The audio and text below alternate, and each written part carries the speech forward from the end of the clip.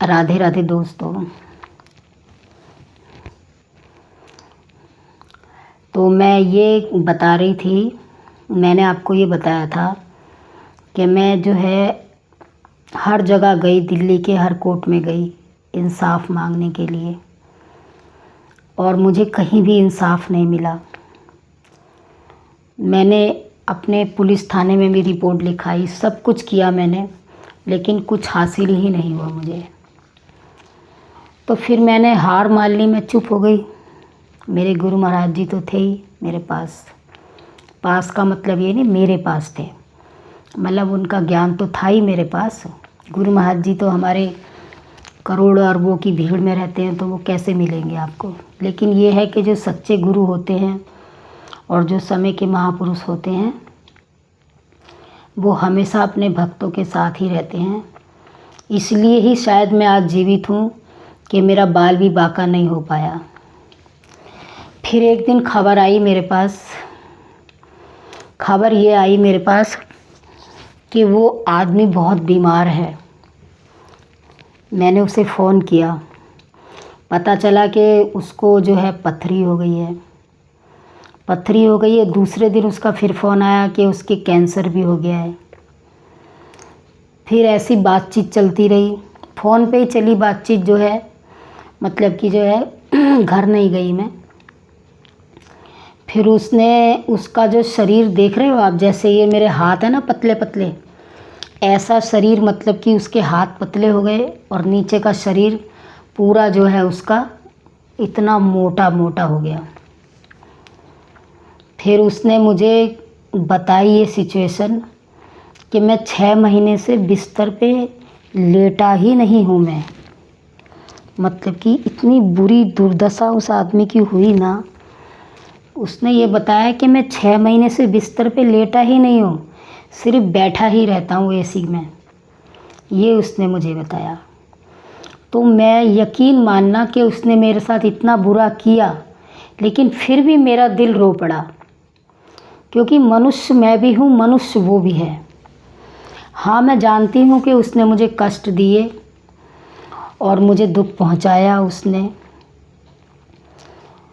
तो फिर जो है एक ऐसे सिद्ध पुरुष आए मेरे जीवन में, वो भी हमारे गुरु महाराज जी के प्रेमी हैं और हमारे गुरु भाई हैं, और उन्होंने मुझे सहारा दिया, मतलब मेरी मदद करी।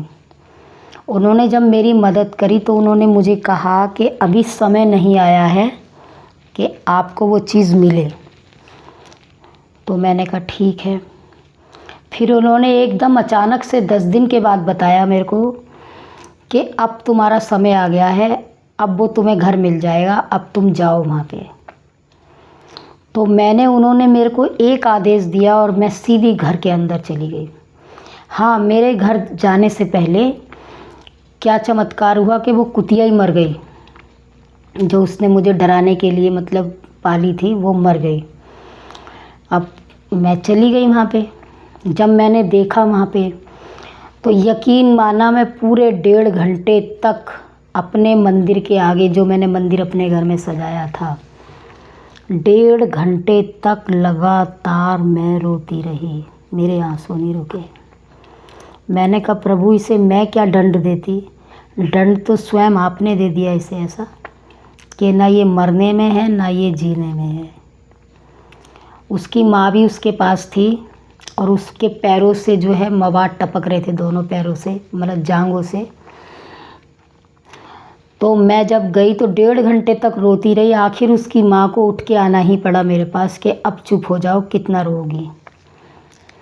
तो मैं चली गई और क्या, उसके पास बैठी जाके मैंने हालचाल पूछा, उसके लिए भोजन बनाया। और देखो बात, चमत्कार देखो आप, कि उसकी माँ, उसका भांजा दूसरे कमरे में रह रहे हैं, लेकिन कोई उसके साथ भोजन नहीं कर रहा, कोई उसके पास नहीं बैठ रहा। जो बैठ रहा है वो दूसरी तरफ बैठ रहा है, मतलब सामने बैठ रहा है उसके पास कोई नहीं बैठ रहा। इसलिए कि जो मवाद बह रहा था उसके, उसमें से उसे बदबू आ रही थी। और एक मैं थी जो उसके लिए खाना बना रही थी और उसके साथ बैठ के, एक थाली में नहीं, उसके साथ बैठकर खाना खा रही थी।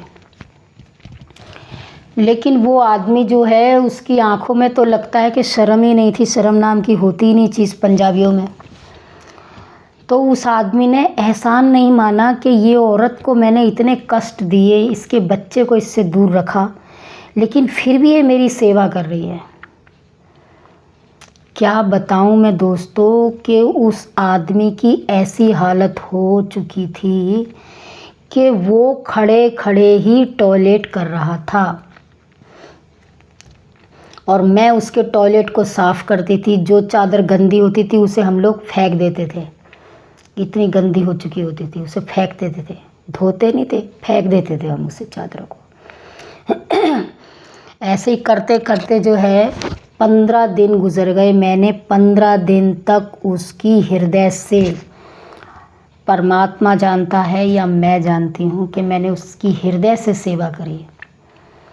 उसके बाद 15वें दिन 12 जुलाई को वो मर गया, उसकी खून की उल्टियाँ होने लगीं। लेकिन वो इतना तड़प के जो उसकी मौत हुई है ना, किसी दुश्मन की भी ऐसी मौत नहीं होती जैसी उसकी मौत हुई। मैंने अपनी आंखों से देखा। सब आए उसकी मौत पर, लेकिन बच्चे को कोई नहीं लाया देखने के लिए कि एक नज़र उसे मैं देख लूँ। किसी ने उस बच्चे से मुझे नहीं मिलवाया। फिर सब कुछ हुआ, सब कुछ होते होते 13वीं भी हो गई, सब कुछ हो गया। फिर उसके जो भांजे भतीजे जो भी थे, क्योंकि उसका बहुत बड़ा परिवार है, उसका कम से कम नहीं तो 25-30 लोगों का परिवार है उसका। तभी वो जीत रहा था, तभी वो मुझे कष्ट भी दे रहा था, क्योंकि वो जानता था ये मेरा कुछ नहीं बिगाड़ सकती। तो ऐसे करते करते इतने दिन गुजर गए। फिर जो है मकान, फ्लैट तो मेरे ही नाम से था, कैसे ले लेता वो। कोशिश उसने बहुत की। इसमें मैं एक चीज़ और इंक्लूड करना चाहूँगी कि जिस डीलर से मैंने वो फ्लैट ख़रीदा था, उस डीलर को भी एक्सीडेंट हो गया था और उसकी टांग ख़राब हो गई थी जिस पे प्लास्टर चढ़ रहा था। उसके पास वो जाता था कि मेरे से पैसे ले लो 2 लाख रुपए, और जो ये मकान मेरे नाम दोबारा से ट्रांसफ़र कर दो मेरे नाम से। लेकिन उस आदमी की मैं जानती नहीं कि अब वो ज़िंदा है या मर चुका है, लेकिन उस आदमी ने एक काम ही अच्छा करा अपने जीवन में कि उस आदमी की बात कभी नहीं मानी, क्योंकि वो एक बुज़ुर्ग आदमी थे और उन्होंने एक चीज़ बोलता था वो अंकल हमेशा उस आदमी से कि उस औरत को मैंने हमेशा धार्मिक कार्य करते हुए, पूजा पाठ करते हुए, लोगों की मदद करते हुए देखा है, तो इसलिए मैं उस औरत के साथ गलत नहीं कर सकता हूँ। यकीन मानना दोस्तों कि उसके एक काम की वजह से वो फ्लैट उसके नाम नहीं हो सका, वो उसका मालिक नहीं बन सका। ये काम प्रभु की कृपा से हो रहा था मेरे जीवन में, वरना तो पैसों के आगे तो भूत भी नाचने लगते हैं, पैसों के आगे तो अच्छे अच्छे बिक जाते हैं, लेकिन वो व्यक्ति नहीं बिका। तो एक तो ये बात थी कि मकान जो मेरे नाम पर था वो मेरा ही रहा, मतलब पेपर्स तो मेरे पास ही थे, सारे पेपर्स लेके ही मैं घर से बाहर निकली थी। तो कहने का तात्पर्य मैं आपको ये बताना चाहती हूँ, इतने कष्ट सहकर, इतने दुख सहकर भी मैं आज जीवित हूँ, सिर्फ़ इसलिए कि मेरे ऊपर प्रभु की कृपा है और मैं अपने प्रभु को समर्पित हर चीज़ को करके करती हूँ कार्य।